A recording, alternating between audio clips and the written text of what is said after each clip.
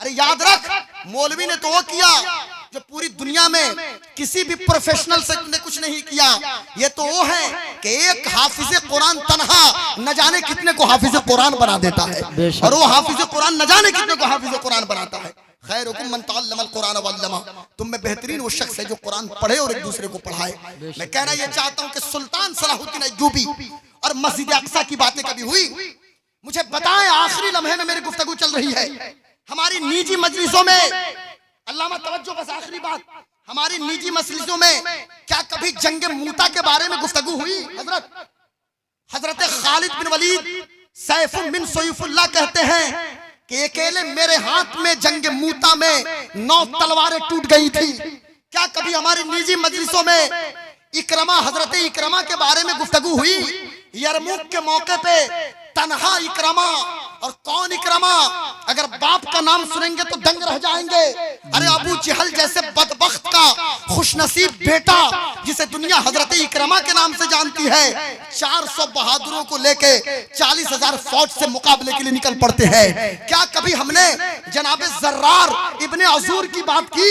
क्या हमारी कभी निजी मजलिसों में तारिक इब्ने ज़ियाद की बात होती है, खालिद बिन वलीद की बात, साद इब्ने अबी वक्कास की बात, अबू उबैदा इब्ने जर्राह की बात? क्या कभी हमारी निजी मजलिसों में सुल्तान नूरुद्दीन जंगी, सुल्तान सलाहुद्दीन अय्यूबी की बात कभी हमने की? क्या यूसुफ बिन ताशकीन के बारे में हमने अपने बच्चों को बताया? क्या हमने कुतैबा इब्ने मुस्लिम के बारे में अपने बच्चों को समझाया? सुल्तान मोहम्मद अल फातिह की 21 साल उम्र है और इस्तांबुल को फतह कर रहा है वो जवान, कुस्तुनतुनिया को फतह कर रहा है, लेकिन हमारी निजी मजलिसों में ये सब बातें नहीं होंगी। सुल्तान शमसुद्दीन अल्तमश हो या औरंगजेब आलमगीर की बातें नहीं होंगी, बल्कि हमारी निजी मजलिसों में PUBG, free fire, Facebook, WhatsApp, Twitter और किससे चैटिंग करना है, कौन कहां जा रहा है, बस इस हवाले से गुफ्तगू होगी। मुसलमानों, होश के नाखून लो, अपने आप को पहचानो। जलसा एक मजाक नहीं है, जलसा एक मेला और ठेले का अड्डा नहीं है, बल्कि यहाँ आए हैं तो पढ़ने पढ़ाने का मिजाज लेके जाएं। हम नहीं पढ़े लेकिन अपने बच्चों के हाथों में कलम की ताकत हमें थमाना है,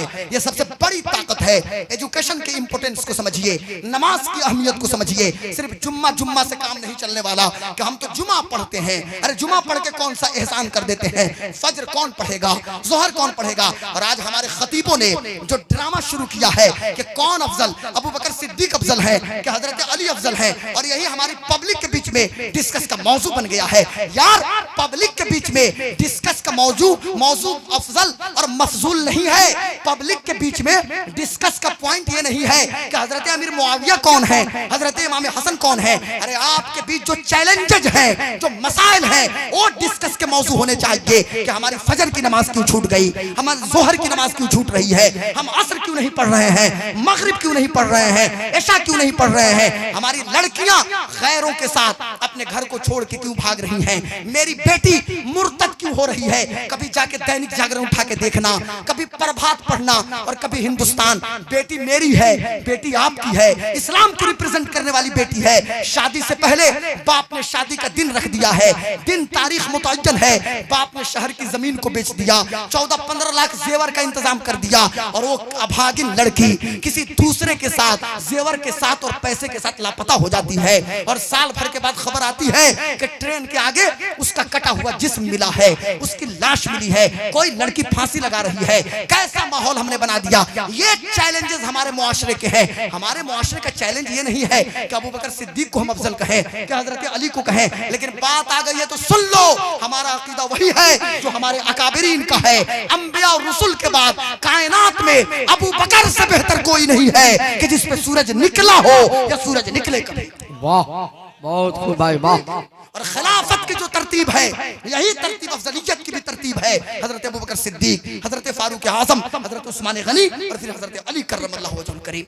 अल्लाह की बारगाह में दुआ है कि अल्लाह ताला हमें कम बोलने और ज्यादा अमल की तौफीक अता फरमाए। आमीन। और आला हजरत इमाम अहले सुन्नत के मसलक और अकीदे पे कायम रहिए। ये मैं अकीदत की बुनियाद पे नहीं कह रहा, हाँ पढ़ता हूँ उसके बाद कह रहा हूँ, अभी भी पढ़ता हूँ। और शादी के बाद तो अंदर से आवाज आती है कि पता नहीं बुढ़ापे तक पढ़िएगा। अब उन लोगों को क्या पता हो कि दाढ़ी सफेद हो जाए उस वक्त तक पढ़ना। अब हुजूर भी तो मुताला करते होंगे, तो हम लोगों की अम्मी जान उधर से भी आवाज देती होंगी, पता नहीं कब तक पढ़ेंगे। अल्लामा भी हमारे पढ़ते होंगे। तो ये पढ़ने पढ़ाने का तो सिस्टम रहेगा ना हर वक्त। अकीदत की बुनियाद पे नहीं कहता कि अहमद रजा एक शमा का नाम है, बल्कि ये तहकीक के बाद मैं कहता हूं कि याद रखना सिराते मुस्तकीम वही है जो इमाम अहमद रजा खान का रास्ता है। बेशक। और मैं तो वही कहूंगा जो मेरे पीरो मुर्शिद हुजूर ताजुश शरिया रहमतुल्लाह अलैह ने कहा कि जिंदगी ये नहीं है किसी के लिए, जिंदगी है नबी की, नबी के लिए। ना समझ मरते हैं जिंदगी के लिए, जीना मरना है सब कुछ नबी के लिए। और मसलके आला हजरत पे कायम रहो, मसलके आला हजरत पे कायम रहो, जिंदगी दी गई है इसी के लिए। मसलके आला हजरत सलामत रहे, एक पहचान दीने नबी के लिए। अख्तरे कादरी खुल्द में जा बसे, खुल्द वाहे हर एक कादरी के लिए। वमा अलैना इल्लल बलाग। अस्सलामु अलैकुम। इस्लाम जिंदाबाद, मसलके आला हजरत पाइंदाबाद। वाह वाह वाह।